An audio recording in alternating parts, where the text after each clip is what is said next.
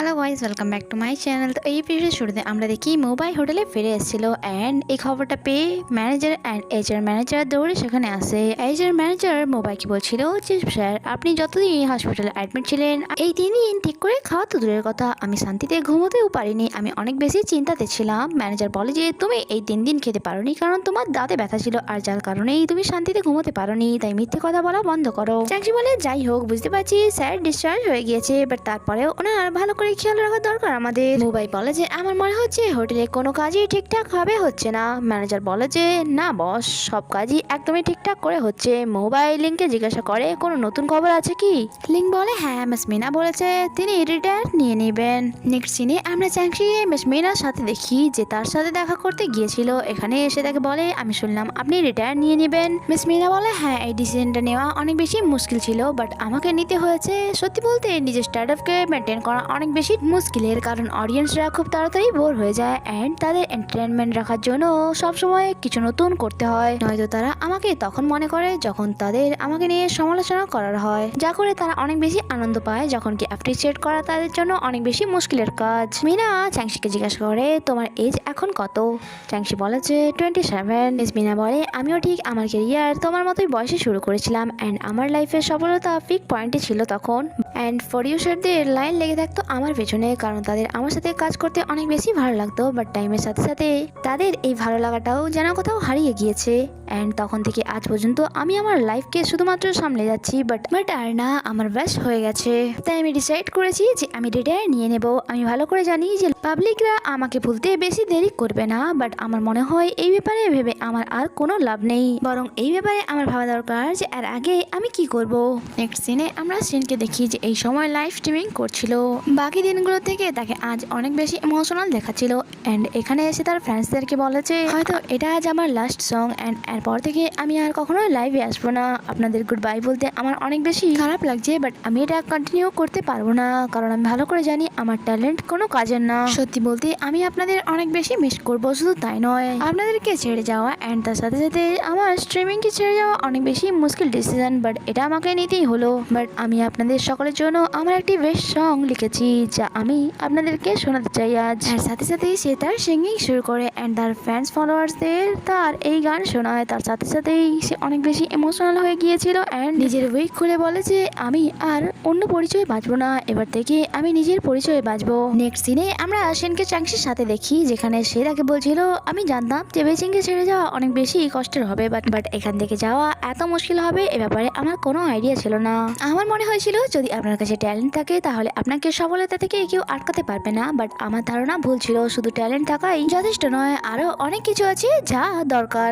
সত্যি আমার অনেক বেশি খারাপ লাগছে এটা ভেবে যে এত বছর পরিশ্রম করার পরও আমি কিছুই ফল পাইনি। চ্যাংসি বলে ইটস ওকে, আর আমার মনে হয় তোমার যাওয়ার আগে আমাদের একসাথে ড্রিঙ্কস এনজয় করা দরকার হতে পারে এরপর, আর এই সুযোগটা হয়তো কোনোদিনই আসবে না। অ্যান্ড সে এখানে তাকে হাক করে বলে যে আমি বুঝতে পারছি এটা তোমার জন্য অনেক বেশি টাফ ডিসিশন, বাট এটাও আমি ভালো করে জানি যে তুমি চলে যাওয়ার পর আমি তোমাকে অনেক বেশি মিস করব, বাট আমি তোমাকে আটকাবো না, কারণ আমি ভালো করে জানি যে তুমি এখানে থাকতে আর একদমই চাও না, তোমার শরীরও ভালো নেই, তাই আমি চাই তুমি যেখানে থাকো হ্যাপি থাকো। নেক্সট সিনে আমরা দেখি চ্যাংসি শিনকে শিয়াপ করতে এসেছিল অ্যান্ড এখানে চ্যাংসি শিনকে বলে মনে রাখবে এখান থেকে যাওয়ার পর নিজের ভালো করে খেয়াল রাখবে, আর পৌঁছানো মাত্রই আমাকে ইনফর্ম করে দেবে।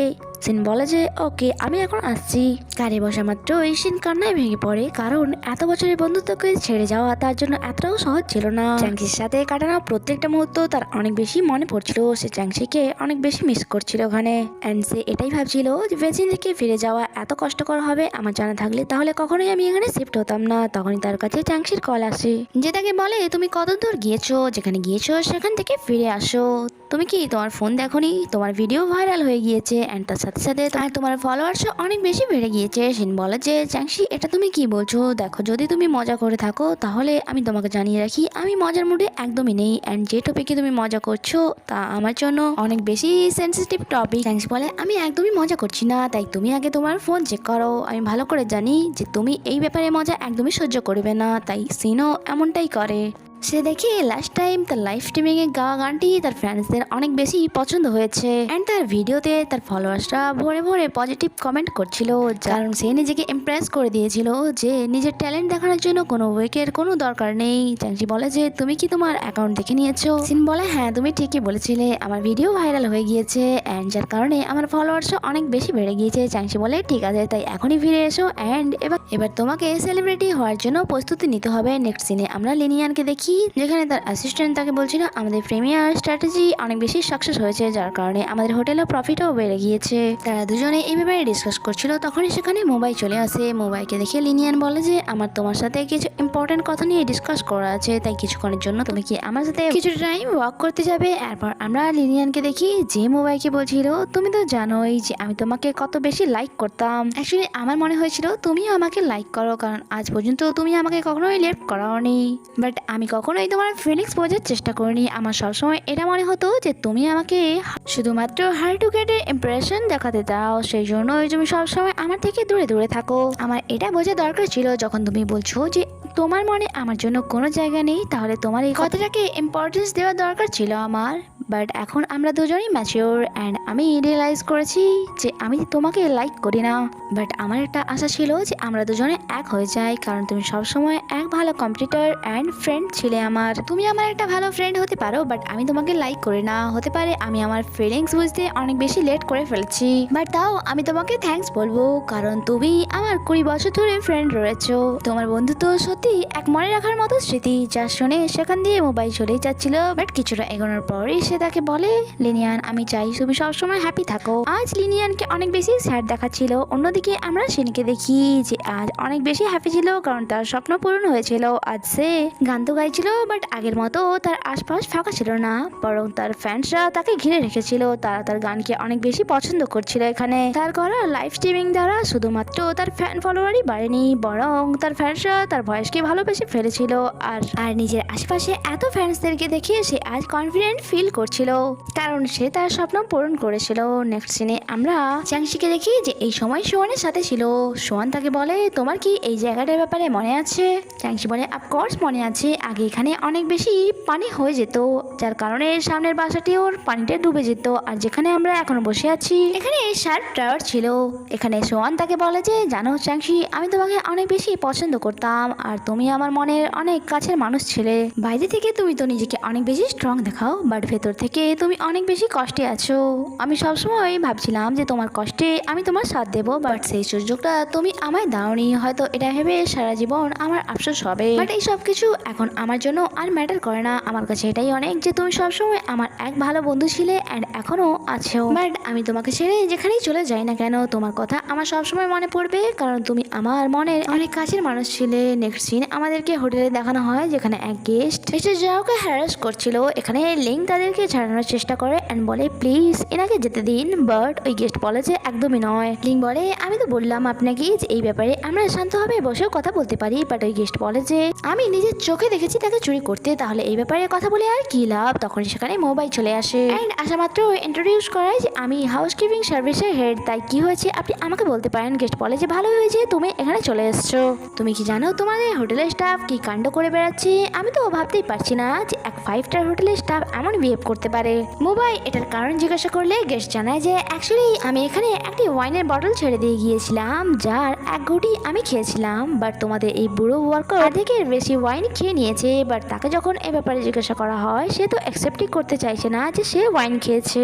মিস্টার জাও বলে যে বস আমি এমনটা করিনি, আমি যখন রুম ক্লিন করতে আসি এখানে এই ওয়াইনের বটলটা এভাবেই পড়েছিল, আমি ভাবলাম হয়তো এটা তারা ইউজ করতে চায়নি, তাই আমি ওয়েস্ট করে দিয়েছি। এখানে মোবাইল মিস্টার জাওয়ের তরফ থেকে সরি বলে যে আমি দুঃখিত যে আপনার সাথে এমন ব্যবহার করা হয়েছে, বাট এই ব্যাপারটিকে আমি ছাড়তে পারি না, এই প্রবলেমটি সলিউশন অবশ্যই করব আমি। অ্যান্ড তার সাথে সাথে এসে ম্যানেজারকে ওই গেস্টকে সেখান থেকে নিয়ে যেতে বলে, আর ওই গেস্ট তো চুপ করে নামই নিচ্ছিল না। সে বলে তোমরা এত বড় ওয়ার্কারকে কেন রেখেছো? সে তো কোনো কাজেই নয়, আর উপর থেকে সে আবার চুরিও করছে, আমার তো মনে হয় তাকে ফায়ার করে দেওয়া দরকার। তখন সেখানে চ্যাংসি চলে আসে অ্যান্ড সে লিংকে এই পরিস্থিতির কারণ জিজ্ঞাসা করলে লিং জানায় যে আমার মনে হচ্ছে বস এই প্রবলেমটিকে সলভ করার চেষ্টা করছে, বাট বাট তার কারণে মিস্টার জাওকে ফায়ার করা হচ্ছে।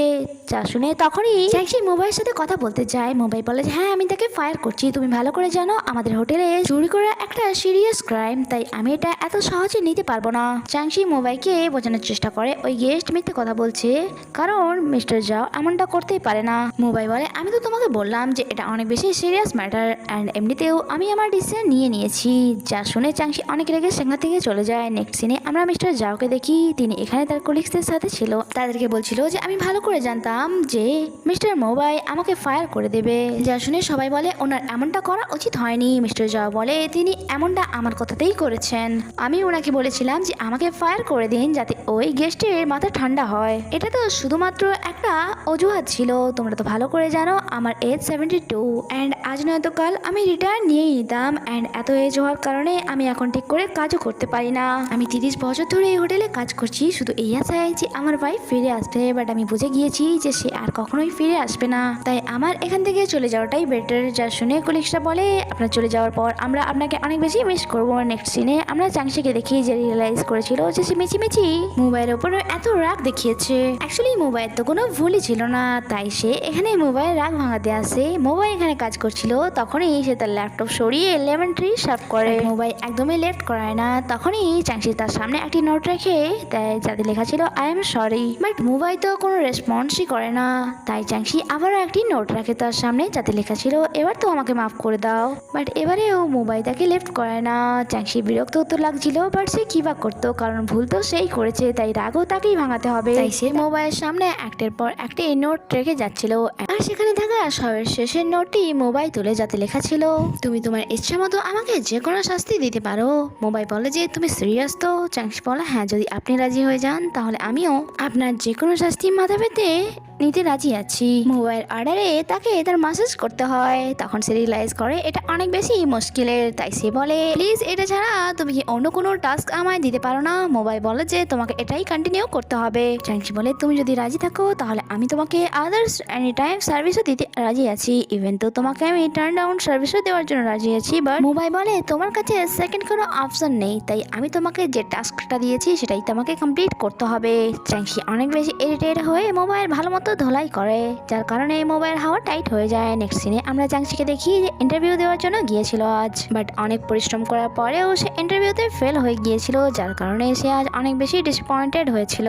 অন্যদিকে আমরা মোবাইলকে দেখি যে তার ড্যাডের সাথে কথা বলার জন্য ওনার কাছে এসেছিল, বাট ড্যাডের অ্যাসিস্ট্যান্টকে দেখে তার মুড খারাপ হয়ে যায়, তাই তাকে সেখান থেকে বাইরে যেতে বলে। ম্যানেজারে চলে যাওয়ার পর মোবাইল ড্যাডকে বলে যে ড্যাড আপনি এমনটা কি করে করতে পারেন, আপনি এত হার্টলেস কি করে হতে পারেন? আপনি কি ভুলে গিয়েছেন আপনি আর মম কত পরিশ্রম করে এই হোটেলটি এস্টাবলিশ করেছিলেন? মম ওনার শেষ নিঃশ্বাস পর্যন্ত এই হোটেলটিকে প্রোটেক্ট করে এসেছিল অ্যান্ড মরার আগেও আপনার কাছে প্রমিস নিয়েছিল যে আপনি এই হোটেলটিকে প্রোটেক্ট করবেন, বাট জানি না আপনার এখন কি হয়েছে যে কোনো কিছুই আপনার জন্য ম্যাটার করে না। আপনি কি করে অন্য কাউকে এই হোটেলটি হ্যান্ডেল করতে দিতে পারেন?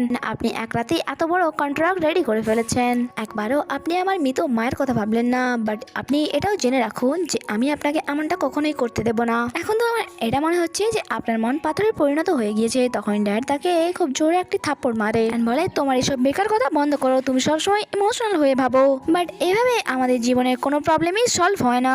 তুমি কি হোটেলের রেটিং দেখতে পাচ্ছ না যে আমাদের প্রফিট আর রেটিং দুটোই লোতে চলে যাচ্ছে? তোমার মনে রাখা দরকার এই হোটেলটা শুধু আমার নয় বরং অনেক শেয়ার হোল্ডার্সদের। আমি শুধুমাত্র এটার জন্য তাদেরকে ঝুলিয়ে রাখতে পারি না যে আমি আমার মৃত ওয়াইফকে কথা দিয়েছিলাম, বাট তুমি এইসব ব্যাপারে ভাবছো কেন? তোমার মমকে ছাড়া তুমি আর কিছুই দেখতে পাও না, আর এটার কারণেই তুমি তোমার লাইফে এগোতে পারছো না। তাই আমি তোমার থেকে কোনো এক্সপেকটেশনও রাখিনি যে তুমি তোমার জীবনে সাকসেস পার্সন হতে পারবে। যা শোনার পর মোবাইল সেখান থেকে চলে যাচ্ছিল, বাট যাওয়ার আগে ড্যাডকে বলে ড্যাড বাট যাওয়ার আগে আপনাকেও জানিয়ে রাখি আমি তা অবশ্যই সম্পূর্ণ করব যে কাজটি করার জন্য আমি ডিসাইড করেছি। এরপর আমরা চাংশিকে দেখি যে মোবাইলের সাথে দেখা করতে এসেছিল। মোবাইল তাকে হাক করে বলে আমি অলরেডি অনেক বেশি প্রাউড ফিল করছি। চাংশি বলে আমার বলতে অনেক বেশি খারাপ লাগছে, অ্যাকচুয়ালি আমি ইন্টারভিউতে ফেল হয়ে গিয়েছি, আর ভালো কথা এটা যে আমি দ্বিতীয়বার আবার ইন্টারভিউ দিতে পারবো। আমার পুরো বিশ্বাস যে নেক্সট টাইম আমি ফার্স্ট হয়ে যাব। মোবাই বলে এইসব তো আমাদের জীবনে চলতে থাকে, আজ নয়তো কাল তুমি অবশ্যই লাইফে সাকসেস হবে, কারণ তুমি অনেক বেশি পরিশ্রমী। মোবাই বলে অ্যাকচুয়ালি ড্যাডের সাথে আমার ঝগড়া হয়েছে। চ্যাংসি বলে ঝগড়াটা কি, আমাকে নিয়ে হয়েছে? মোবাই বলে না, অ্যাকচুয়ালি ড্যাড আমাদের হোটেলটি অন্য কাউকে হ্যান্ড ওভার করতে চায়, বাট তুমি ভালো করে জানো আমার কাছে এই হোটেলটি ইম্পর্টেন্ট অনেক বেশি, তাই যে কোনো কন্ডিশনে আমি এই হোটেলটি অন্য কাউকে দিতে চাইবো না। তুমি বিশ্বাস করবে না, আমি দিন রাত পরিশ্রম করি, তারপরেও ড্যাড আমাকে এক লুজার ভাবে। জানি না তিনি আমাকে এত কেন ঘৃণা করে, বাট এইসব ব্যাপারে ভাবার মতো এখন আমার কাছে টাইম নেই, কারণ আমার এখন এটা ভাবা দরকার আমি এই হোটেলটিকে কিভাবে বাঁচাবো। তাই আমি ড্যাডকে এমনটা করতে একদমই পারমিশন দেবো না। চ্যাংসি বলে তোমাকে অনেক বেশি চিন্তিত দেখাচ্ছে। মোবাই বলে লাইফ অনেক বেশি কমপ্লিকেটেড হয়ে গিয়েছে, আর ড্যাড ফিরে আসার পর তো আরো বেশি টাফ হয়ে গেছে। আমার মনে হয় কিছুটা টাইম রিল্যাক্স হয়ে কাটানো দরকার। চ্যাংসি বলে আচ্ছা তাহলে এই ব্যাপারে তোমার কি চিন্তা ভাবনা? সে বলে আমার মনে হয় আমাদের একটি হোটেল বুক করে নেওয়া দরকার। চ্যাংসি ভালো করে জানতো যে মোবাইল এখন তাকে দরকার, বাট তাও এই কথাটা শোনার পর সে অনেক বেশি অবাক হয়ে যায়, কারণ সে এক্সপেক্ট করেনি যে মোবাইল এমন কিছু বলবে। তারপর আমরা তাদেরকে হোটেলে দেখি যেখানে আজ তারা রুম শেয়ার করবে। এখানে মোবাইল তাকে বলে যে তুমি যদি চাও তাহলে বেডে ঘুমোতে পারো। এটা শোনা মাত্রই চ্যাংসি বলে মানেটা কি, তুমি কি চাও আমরা আলাদা ঘুমাই? এমনটা একদমই হবে না। মোবাইল বলে আমি বলছি তো তুমি এ ব্যাপারে আর একবার ভেবে নাও। চ্যাংসির কথায় তারা বেড তো শেয়ার করে, বাট অনেক বেশি আনকমফোর্টেবল ফিল করছিল তারা। চ্যাংসি বলে আমার মনে হয় লাইট অফ করে দেওয়া দরকার আমাদের।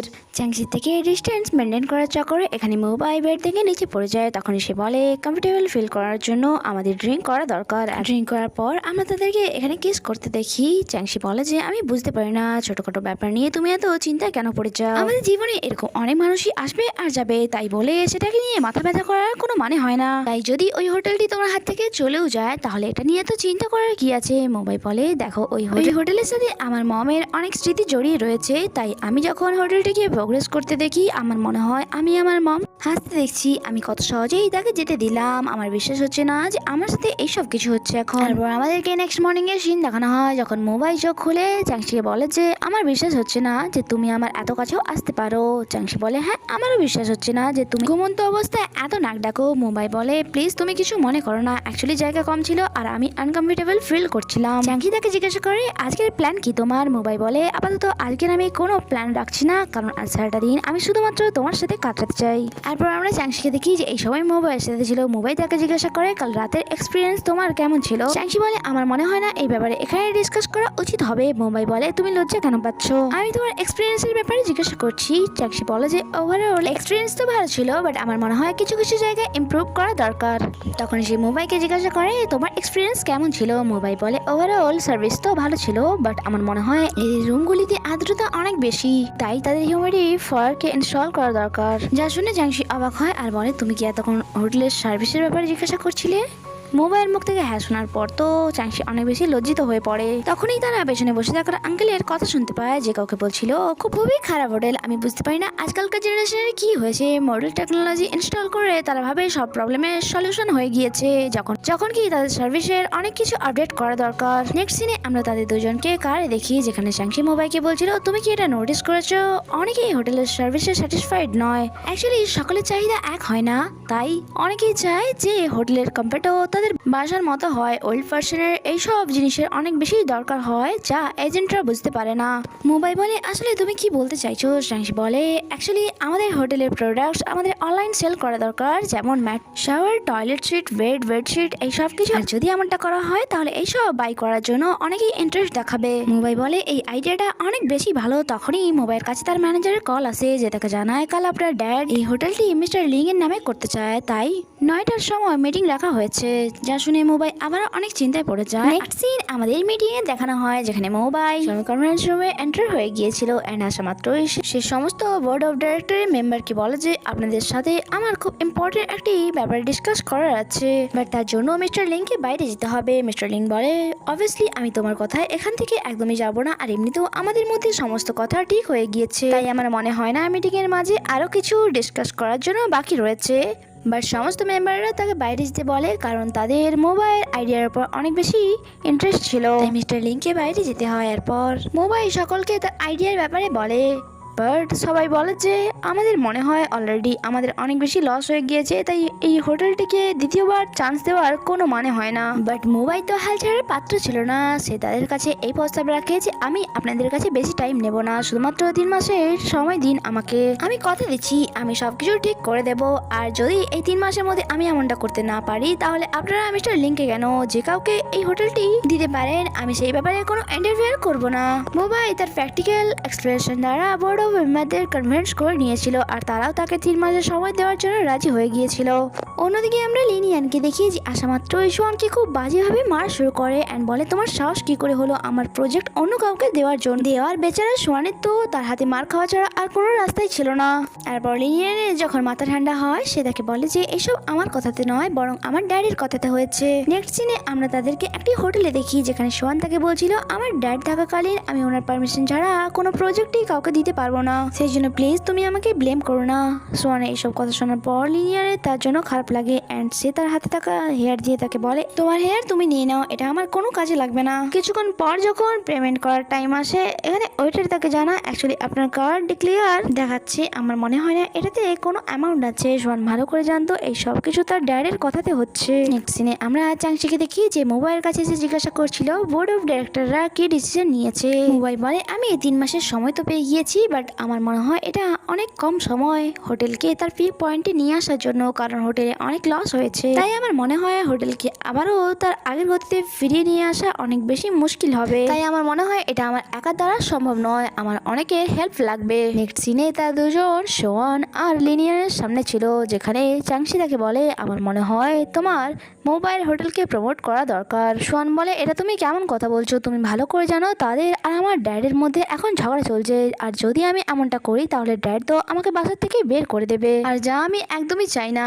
লিনিয়ান বলে আমি বুঝতে পারছি না তুমি তোমার ড্যাডকে এত ভয় কেন পাও, যখন কি তিনি তোমার সমস্ত কার্ড ফ্রিজ করে দিয়েছে তারপরেও তুমি ওনার কথা ভাবছো। আমার মনে হয় তোমার এবার নিজের পায়ে দাঁড়ানো দরকার। সোয়ানের আবারও মানা করায় তাদের অনেক বেশি খারাপ লাগে, তাই সোয়ানকে না চাইতেও তাদের কথাতে রাজি হতে হয়। সে বলে ঠিক আছে আমি তোমাদের হোটেল প্রমোট করার জন্য যতটা করতে পারি তা আমি করবো। তারপর আমরা সোয়ান আর লিনিয়ানকে দেখি তারা মোবাই আর চাংশির সাথে হোটেলকে প্রমোশন করার জন্য দিনরাত পরিশ্রম করে যাচ্ছিল। শুধুমাত্র তারা 4 জনই নয়, সিনো ও তার সিংহের দ্বারা হোটেল প্রমোশনে অনেক বেশি সাহায্য করেছিল। নেক্সট সিনে আমরা মোবাইলকে চাংশির সাথে দেখি যেখানে সে তাকে বলে আমাদের 3 মাসের টাইম কমপ্লিট হয়ে গিয়েছে বাট এখনো আমি আমাদের টার্গেট অ্যাচিভ করতে পারলাম না। লং প্রমোশনের পর আমাদের হোটেলে রিভিউ অনেক বেশি বড়, বাট তাও এটা আমাদের টার্গেটের থেকে অনেক বড়, তাই আমার মনে হয় না যে এটা আমি কখনো করতে পারবো। এখানে চাংশি তাকে ইমাজিনি হার্ট দিয়ে বলে যে এই নাও এটা আমার হার্ট যাতে অনেক হোপস অ্যান্ড লাইট পড়া রয়েছে, আমার মনে হয় এটা তোমার এখন দরকার। যতক্ষণ আমাদের হার্টবিট চলবে আমার মনে হয় না আমাদের হার অ্যাকসেপ্ট করে নেওয়া উচিত। আর এখানে মোবাইল তাকে হাক করে নেয়, সিন শিফট হয় আর আমাদেরকে সি রিসোর্ট হোটেল দেখানো হয়। আজ হোটেলে 30 বছর কমপ্লিট হয়েছিল অ্যান্ড তারই অ্যানিভার্সারি মানানো হচ্ছিল এখানে। আর এইসব দেখে এখানে ড্যাড অনেক বেশি ইমোশনাল হয়ে গিয়েছিল আর ওনার 30 বছর আগের কথা মনে পড়ে যখন ঠিক একই দিনে তিনি তার ওয়াইফের সাথে এই হোটেলে রেস্ট রেখেছিল। তারপর ড্যাড এখানে স্পেস দেয় যেখানে তিনি বলে যে আজকের দিনটা আমার জন্য অনেক বেশি দুঃখের, কারণ আমার বিশ্বাস হচ্ছে না যে আমি আছি অ্যান্ড আমার ছেলে আর হোটেলও, কিন্তু আমার ওয়াইফ আর আমাদের মধ্যে নেই, আর যেটা আমি মেনে নিতে পারছি না। ড্যাড সকলকে বলে যে এই হোটেলটি আমাদের জন্য কত বেশি ইম্পর্টেন্ট। সেরেমনি শেষ হয়ে গিয়েছিল তখন সেখানে চাংশি আসে অ্যান্ড ড্যাডকে বলে আপনার সাথে আমার কিছু ইম্পর্টেন্ট কথা আছে। তারপর আমাদেরকে পাস্টের একটি সিন দেখানো হয় যেখানে মোবাই হসপিটালে ছিল অ্যান্ড সে অনেক বেশি কান্না করছিল। তার ড্যাডকে দেখে এসে জিজ্ঞাসা করে মম কোথায়, বাট ড্যাড তাকে বলে আজকের পর থেকে তুমি মমের ব্যাপারে আমাকে জিজ্ঞাসা করবে না, কারণ তোমার মম আর কখনোই ফিরে আসবে না। আর আমরা দেখি ওই দিন এই হসপিটালে চ্যাংশিও ছিল যে এখানে মোবাইলকে কান্না করতে দেখে তার টেডি বিয়ার তাকে দিয়ে বলে যে আমার নাম চ্যাংশি, আর ওই ছেলেটি বলে আমার নাম মোবাই। সিন প্রেজেন্টে শিফট হয় আর আমরা মোবাইলকে দেখি যে এই সময় কনফারেন্স রুমে ছিল অ্যান্ড সে এখানে সবাইকে কনভিন্স করার চেষ্টা করছিল যে আমাদের এই হোটেলটি একদমই বিক্রি করা উচিত হবেনি। তখনই মিস্টার লিং বলে যে আমরা আগেই সবকিছু ডিসাইড করে নিয়েছি, তাই এখন এসব কথা বলে কোনো লাভ নেই, এমন করে শুধুমাত্র টাইম নষ্ট হচ্ছে। তাই আমি আপনাদের সকলের সামনে আপিল করছি যে প্লিজ এই ডকুমেন্টসগুলিতে সাইন করে দিন।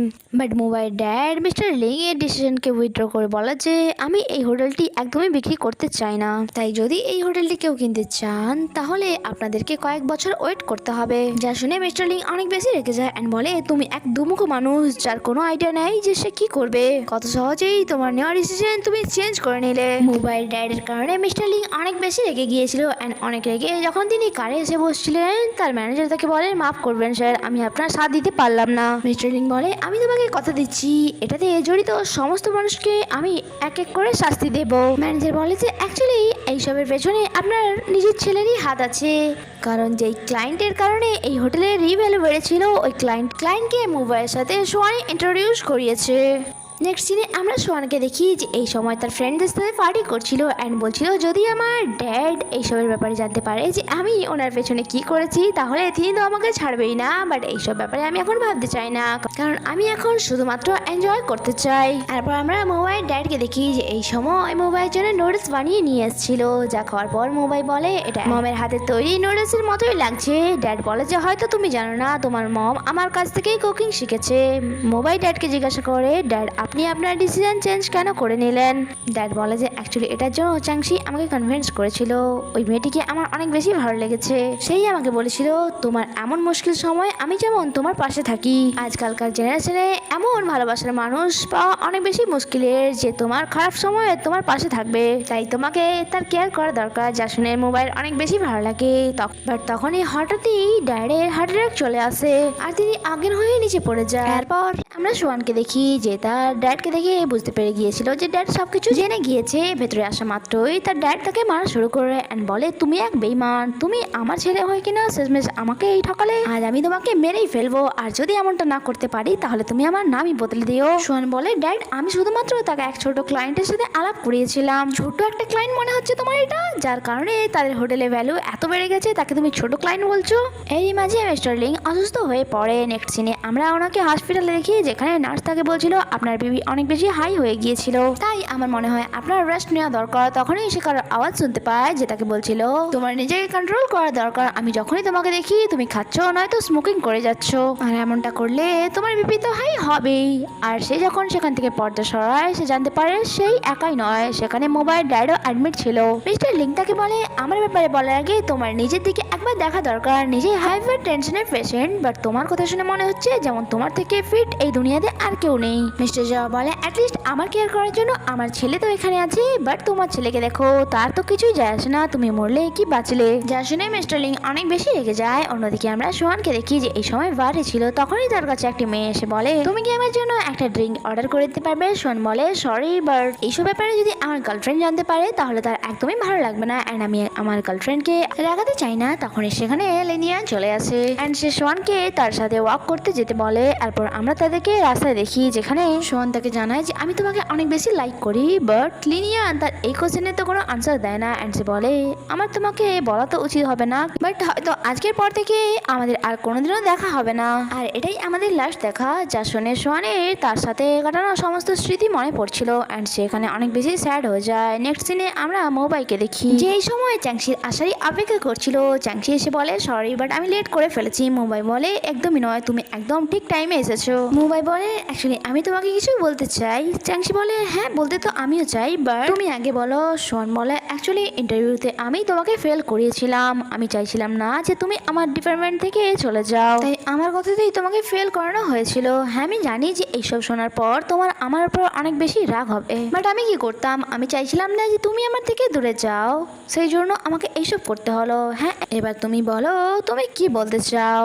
চ্যাংশি বলে অ্যাকচুয়ালি ওই দিন তোমার ড্যাডির সাথে আমার একটি ডিল হয়েছিল, যার কারণে তিনি মিস্টার লিং এর ডিসিশনকে উইথড্র করেছিল। তিনি বলেছিলেন তিনি তোমাকে এই হোটেলটি পেতে সাহায্য করবে, বাট তার জন্য আমাকে 2 বছরের ট্রেনিং এর জন্য অনেক দূরে যেতে হবে, আর সেই সময়টা চলে এসছে। মোবাইল বলে আমি তোমাকে আমার থেকে দূরে যেতে দেব না, বাট চ্যাংশি তো তার ডিসিশন নিয়েছিল। সে বলে একদমই না, আমি আমার লাইফে সফল হতে চাই, তাই আমাকে দূরে তো যেতেই হবে, আর আমি আমার ডিসিশন নিয়েছি যা আমি আর বদলাবো না। মোবাইলের কাছে তার কথায় রাজি হওয়া ছাড়া আর কোনো অপশন ছিল না, তাই সে তাকে বলে তুমি তোমার লাইফে যাই ডিসিশন নাও না কেন আমি সব সময় তোমার পাশে আছি। নেক্সট সিনে আমরা চ্যাংচিকে দেখি যে তার গ্র্যান্ডমার সাথে দেখা করার জন্য হসপিটালে পৌঁছে গিয়েছিল, যেখানে তার গ্র্যান্ডমা তাকে বলছিল যখন তুমি ছোট ছিলে তখন আমাদের থাকার জন্য বাসা ছিল না, আর আমার অনেক বেশি খারাপ লাগতো তোমার জন্য, কারণ ঠান্ডায় তুমি অসুস্থ হয়ে পড়তে। চ্যাংচি বলে গ্র্যান্ডমা আপনার ওই সব কিছু মনে আছে? গ্র্যান্ডমা বলে হ্যাঁ, তোমার সাথে কাটানো এক একটা মুহূর্ত ভালো করে মনে আছে আমার। এখানে চ্যাংচি গ্র্যান্ডমাকে জানায় কয়েকদিন আমি আপনার কাছে আসতে পারবো না, কারণ ট্রেনিং এর জন্য আমাকে দূরে কোথাও যেতে হবে। গ্র্যান্ডমা বলে আমিও চাই যে তুমি জীবনে সফল হও। তারপর তাকে নিতে সেখানে মোবাই আসে, আর তার দুজনে চলে যাওয়ার পর গ্র্যান্ডমা অনেক বেশি কান্না করছিল। তারপর চ্যাংচিকে আমরা মোবাইলের সাথে কারে দেখি, যেখানে সে অনেক বেশি কান্না করছিল অ্যান্ড বলছিল যে আমি গ্র্যান্ডমাকে ছাড়া এক মুহূর্তও থাকতে পারবো না। তারপর চ্যাংচি সেই বাসাটিতে যায় যেখানে সে তার ছোটবেলা কাটিয়েছে, অ্যান্ড সেখানে আসার পর সে মোবাইলকে তার ছোটবেলাকার কথা বলে, আর আজ তার ফ্যামিলির কথা অনেক বেশি মনে পড়ছিল। মোবাইল তাকে বলে যে তোমার চিন্তা করার কোনো দরকার নেই, তোমার ফিরে আসার আমি অপেক্ষা করব। তারপর নেক্সট ডে চলে আসে যেখানে চ্যাংচি এয়ারপোর্টে যাওয়ার জন্য রেডি হচ্ছিল, অ্যান্ড এখানে হোটেল ম্যানেজার তার সাথে যাওয়ার জন্য জেদ করছিল, বাট সে বলে তোমাদের মধ্যে কারোরই আমার সাথে যাওয়ার কোনো দরকার নেই। অ্যান্ড এখানে তার কলিগদের সে গুড বাই বলে। পুরো রাস্তাতে সে মোবাইল মেসেজ অ্যান্ড কলের অপেক্ষা করছিল, বাট মোবাইল তরফ থেকে মেসেজ বা কল কিছুই আসে না, যার কারণে চ্যাংচি এখানে অনেক বেশি শ্যাডো হয়ে যায় অ্যান্ড অনেক রেগে বলে কেমন মানুষ সে, আমার চলে যাওয়ার কথা শোনার পরও সে কোনো রিয়েক্ট করলো না, তার একবারও মনে হলো না যে আমার সাথে এসে দেখা করা দরকার তার, যখন কি আমি 1-2 দিনের জন্য নয় 2 বছরের জন্য তার থেকে দূরে চলে যাচ্ছি, বাট তাতে তার কি যায় আসে। অ্যাকচুয়ালি চ্যাংচি জানতো না যে গাড়ির ড্রাইভার আর কেউ নয় মোবাই। তার এইসব কথা শোনার পর মোবাই তখনই কার থেকে নেমে বলে এটা কি করে হতে পারে যে তুমি চলে যাচ্ছ আর আমি তোমার সাথে দেখা করতে আসবো না, এটা কি করে হয়? সে থেকে বলে আমি তোমার আসার অপেক্ষা করব, তার সাথে সাথে আমি চাই তুমি সফল হয়ে ফিরে এসো যাতে আমি প্রাউড ফিল করতে পারি। তার এই কথা শোনার পর চ্যাংচি অনেক বেশি রিল্যাক্স ফিল করে। এরপর আমাদের কয়েকদিন পরে সিন দেখানো হয় যেখানে চ্যাংচি তার ট্রেনিংয়ে অনেক বেশি বিজি হয়ে পড়েছিল, কারণ তার লাইফে এটা সব থেকে বড় অবজেক্ট হয়ে দাঁড়িয়েছিল। অন্যদিকে মোবাইল তাকে অনেক বেশি মিস করছিল, বাট চ্যাংচির তরফ থেকে নাই কোনো মেসেজ আসছিল নাই কোনো কল, ইভেন তো সে তার মেসেজের রিপ্লাইটুকুও করছিল না। মোবাইল ভালো করে জানতো যে সে তার ট্রেনিংয়ে বিজি থাকবে, অ্যান্ড মোবাইল তার লাইফে অনেক বেশি বিজি হয়ে পড়েছিল। সে তার ফুল ফোকাস তার প্রফেশনে করছিল, অ্যান্ড সে রিয়েলাইজ করে আজকাল তার ডার্ক সার্কেল লুকানোর জন্য কোনো প্রোডাক্টের দরকার হয় না। আর এটা জানার পর সে অনেক বেশি হ্যাপি হয়েছিল, অ্যান্ড তার সমস্ত প্রোডাক্ট ডাস্টবিনে ফেলে বলে এখন আর কোনো প্রোডাক্টের দরকার নেই আমার। অ্যান্ড সে তার খুশি সেলিব্রেট করছিল, তখন সেখানে ম্যানেজার অ্যান্ড এইচআর ম্যানেজার চলে আসে, যাদেরকে দেখিয়ে সে নর্মাল বিহেভ করে। অ্যান্ড সে তাদেরকে জিজ্ঞাসা করে যেসব কুলিগসদের ট্রেনিং এর জন্য পাঠানো হয়েছিল তাদের খবর কি। তাকে জানানো হয় যে তাদের ট্রেনিং এর 1 বছর কমপ্লিট তো হয়ে গেছে, বাট এখনো 1 বছর বাকি আছে। অন্যদিকে আমরা লিনিয়ানকে দেখি যে এই সময় অ্যাব্রোড যাওয়ার জন্য একদমই রেডি ছিল, সে তার লাগেজ কারে রাখছিল, তখনই সেখানে শন চলে আসে অ্যান্ড তাকে জিজ্ঞাসা করে তুমি কোথায় যাবে। লিনিয়ান বলে যে আমি কিছুই ডিসাইড করিনি, হতেও পারে আমি ওয়ার্ল্ড ট্যুরে চলে যেতে পারি।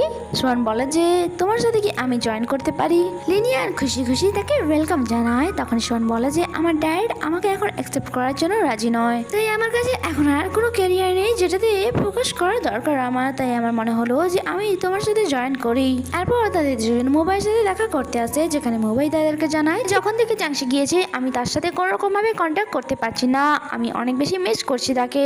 সোয়ান বলে যে হতে পারে সেখানে চ্যাংচি তোমার থেকে বেটার কোনো অপশন পেয়ে গিয়েছে, তাই সে তোমাকে ডাম্প করে দিয়েছে। মোবাইল বলে চ্যাংচি আমার সাথে এমনটা কখনোই করবে না। তখন লিনিয়ার আর সোয়ান তাদের বিয়ের ইনভিটেশন কার্ড তাকে দেয়, যা দেখা মাত্রই মোবাইল অনেক বেশি শক্ত হয়, বাট তাদেরকে অ্যাপ্রিসিয়েট করে।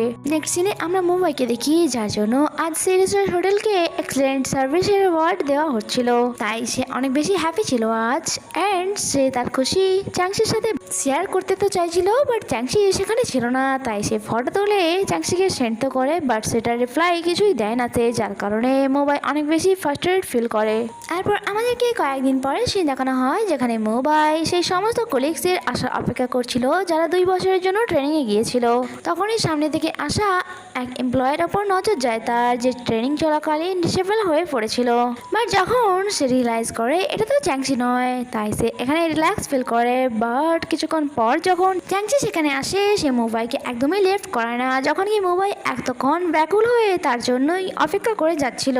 এরপর চ্যাংশি নিজেকে as a marketing department manager হিসেবে ইন্ট্রোডিউস করাচ্ছিল, বাট এইবারও সে মোবাইলকে লেফট করে না, সেন শিফট হয়। আর আমরা মোবাইলকে দেখি যেখানে তার সামনে দাঁড়িয়ে থাকা সেনটা তাকে সেই জিনিস দেখাচ্ছিল যার সাথে তার আর চ্যাংশির অনেক স্মৃতি জড়িয়ে আছে। তখনই সে সেনটাকে জিজ্ঞাসা করে, আমার গার্লফ্রেন্ড আমার সাথে এরকম বিহেভ কেন করছে? তখনই সেনটা বলে, তোমার এই কোয়েশ্চেনের আমার কাছে খুব ভালো একটি আনসার আছে। এটা বলে ওই সেনটা সেখান থেকে চলে যায়। আর আমরা চ্যাংশিকে দেখি যে এই সময় ওয়েডিং ড্রেস পরেছিল। চ্যাংশি মোবাইলের কাছে এসে বলে, তোমাকে আমার অনেক ইম্পর্টেন্ট একটি কথা বলার আছে, যা বলার জন্য আমি বছরের পর বছর অপেক্ষা করেছি। তুমি কি আমাকে বিয়ে করতে চাও? অ্যান্ড আমি চাই এই বিয়েতে কোনো ডিভোর্স বা সেপারেশন নামের ওয়ার্ড থাকবে না। আর প্লিজ আমাকে মাফ করে দাও, সত্যি বলতে তোমাকে এভাবে ইগনোর করা আমার জন্য অনেক বেশি মুশকিল ছিল। হ্যাঁ, আমি বুঝতে পারছি যে আমি তোমাকে অনেক বড় চিন্তায় ফেলে দিয়েছিলাম আর তোমার ফ্যাশনকে একটু বেশি টেস্ট করে ফেলেছি। অ্যাকচুয়ালি আমি জানতে চাইছিলাম যে তুমি কতটা ফ্যাশনালি বিহেভ করো। এখানে সে অনেক বেশি ইমোশনাল হয়ে গিয়েছিল অ্যান্ড বলে, প্লিজ মোবাইল মানা করো না, আমি আমার ফ্যাশনে এত এগিয়ে এসেছি যে তোমার রিজেকশন আমি সহ্য করতে পারবো না। মোবাইল খুশি খুশি তার প্রপোজাল অ্যাকসেপ্ট করে অ্যান্ড চ্যাংশিও তাকে রিং পরায়। তখনই ম্যানেজার এসে বলে, স্যার আপনার ম্যামকে রিং পরানো দরকার। মোবাইল বলে, আমি তোমাকে বিয়ে করার জন্য সবসময় প্রস্তুত ছিলাম অ্যান্ড এখনো আছি। অ্যান্ড তাকে রিং পরিয়ে দেয় অ্যান্ড তারা একে অপরকে এখানে কিস করে। আর তাদেরকে একসাথে দেখে এখানে সবাই অনেক বেশি এক্সাইটেড ফিল করছিল। নেক্সট সিনে আমরা মোবাইল আর চ্যাংশিকে দেখি, যারা এই সময় তাদের বেডরুমে ছিল। আর মোবাইল তাকে বলছিল, আমার ভালোবাসার ধরন হয়তো তোমার পছন্দ নাও হতে পারে, তাই প্লিজ ব্যাড রিভিউ দিও না। তার কথায় চ্যাংশি বলে যে আমি তোমার ভালো আর খারাপ দুটোই অ্যাকসেপ্ট করেছি, তাই পয়েন্ট আউট করার তো কোনো প্রশ্নই ওঠে না। আর এখানেই এই ড্রামাটির হ্যাপি এন্ডিং হয়ে যায়। গাইস, যদি আপনাদের এই ড্রামাটি ভালো লেগে থাকে প্লিজ প্লিজ প্লিজ আমাকে সাপোর্ট করবেন অ্যান্ড ভিডিও ভালো লেগে থাকলে লাইক কমেন্ট অ্যান্ড শেয়ার করতে ভুলবেন না। আর দেখা হচ্ছে আবার একটি নতুন ড্রামাতে, ততক্ষণের জন্য টেক কেয়ার, বাই বাই।